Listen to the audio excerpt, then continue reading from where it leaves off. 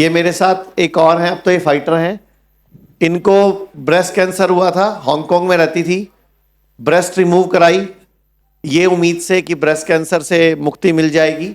उसके बाद ब्रेस्ट का साइज बड़ा छोटा हो जाता है, नेचुरली बात है, क्योंकि एक ब्रेस्ट चली गई तो डॉक्टर ने ब्रेस्ट रिकंस्ट्रक्ट करी, पेट से मांस निकाला, नई ब्रेस्ट बनाई, उसमें इंफेक्शन आ गया।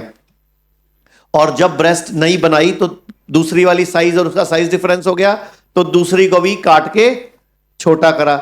जिस जगह से मांस निकाला वहां इतना दर्द हुआ, इतना दर्द शुरू हो गया कि ये ना खड़ी हो पाती थी ना बैठ पाती थी। अब आप इनको रनिंग करा लो, जो मर्जी करा लो। अब ये खैर वापिस अभी आज दुबई जा रहे हो। और जब इनका ये हाल हो गया था कि इनके घर वालों को लगा कि अब इनके ये मरने वाली है, क्योंकि इनको भी लगने लग गया था, परिवार को भी लगने लग गया था। आज कितने महीने हो गए टोटल, बता दो जरा।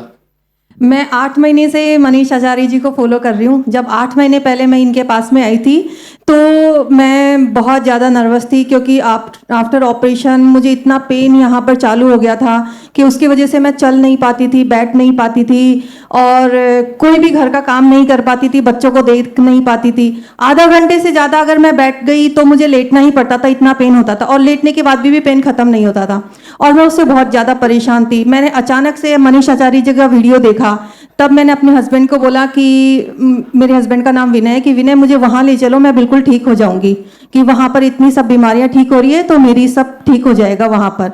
जब मैं आचार्य जी के पास में आई और वहाँ पर डॉक्टर्स से मिली, डॉक्टर्स की टीम से मिली, तो उन्होंने मेरे को थेरेपी दी और डाइट मेरी ठीक करी बिल्कुल, और कुछ मेडिसिन वगैरह दी। तो मेडिकल मेरे साथ में ये हुआ कि जिस पेन से मैं मतलब 8 साल से जिस पेन को भुगत रही थी, जिस पेन के साथ में मैं जी रही थी, और ये ऑपरेशन के बाद में मेरा पेन बहुत ज़्यादा बढ़ गया था, जो डॉक्टर्स मुझे बोलने लगे कि इसी पेन के साथ आपको जीना पड़ेगा। और वो 8 साल से मेरे को पेन हो रहा था, ऑपरेशन के साथ बहुत बढ़ गया। पेन किलर भी काम करते थे क्या? नहीं, पेन किलर भी काम नहीं करते थे, मुझे लेटना ही पड़ता था।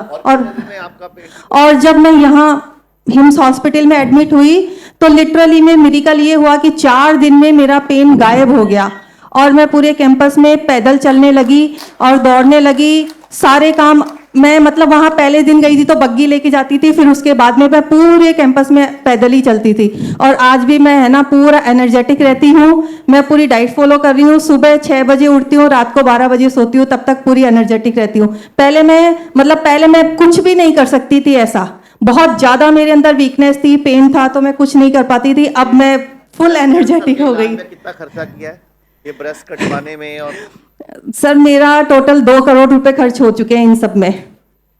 मतलब बहुत बड़ा ऑपरेशन डॉक्टर्स ने मेरा कर दिया, यहाँ से ये करो, वहां से वो करो, वो करो, ऐसे। पेट का मांस उधर लगा, उसको ब्रेस्ट को छोटा बड़ा कर, पहले ब्रेस्ट रिमूव कराई, फिर इन्फेक्शन, 2 करोड़ रुपए खर्च करे। और अब ये मोटिवेटर हैं। अब ये कम से कम 10 लेडीज को हमारे यहाँ भेज चुके हैं जिनको ब्रेस्ट में गांठ हुई। किसी की 10 दिन में गायब हो गई, किसी की 24 दिन में गायब हो गई।